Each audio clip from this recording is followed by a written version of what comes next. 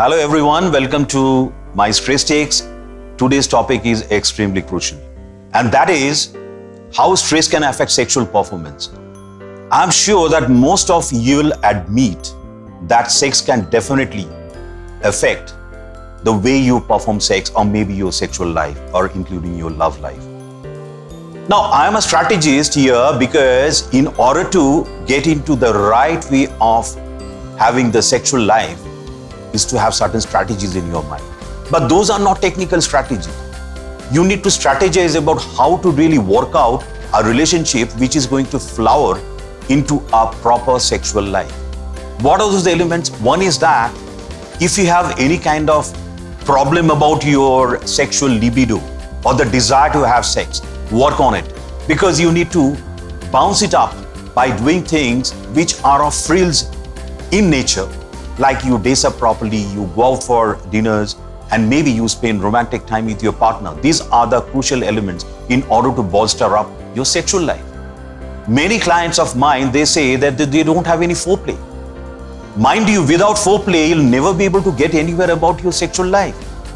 Another point is that they have no idea as to how to create sexual appeal on the other partner in order to get going with your sexual life. Third point is that, which is again I'm getting to see pretty often, is that apart from your primary partner, they are getting attracted towards other women or other men. And this is a time which, with a liberated atmosphere and open marriages, people are getting involved into relationships with others, which I call as, or we call as, extramarital affairs. See, I am not a judge in order to tell you whether you should get into an extramarital affair or not. It's up to you to decide. But I've seen couples who are into extramarital affairs by clear or tacit understanding. If you can get into that, nothing better will work for you. But mind you, you should ensure that in order to have a proper sexual life, the libido and the other sexual areas are, if problematic, you have to consult a psychiatrist or maybe a sexual medicine expert in order to rectify. Erectile dysfunction, loss of libido, dyspareunia, painful sexual intercourse, all these things are very rampant. So that's why you have to keep them into your mind, that those have to be corrected in order to get back to a really rocking sexual life. Without a proper sexual life, you'll never be happy. You'll never be able to content with your life, and you would finally see that you are succumbing to a sort of a loneliness, an unhappiness, which is making your sexual life even go down the drain.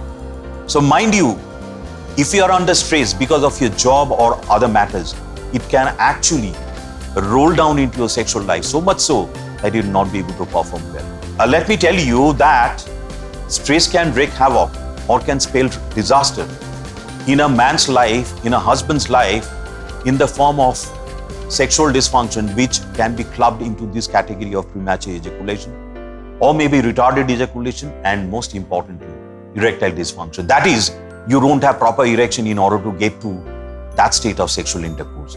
But mind you, if you get into this kind of a entire amalgam of problems, your general interaction or your general emotional warmth with your partner is going to go down. So if that be the case, again, sexual life get into a cycle which can actually affect your sexual life further. So mind you, these are the points which you have to take into account, but don't be so choosy and so selective that finally it becomes a major headache on your side. Okay, these are the things I have to do, those are things I need not be doing. But make it clear in your head that first thing is that emotional bonding has to be there, and then thereafter comes the various aspects of a normal sexual life. Please remember those aspects. If you do that, you're going to see a difference in your sexual life. And mind you, it really works.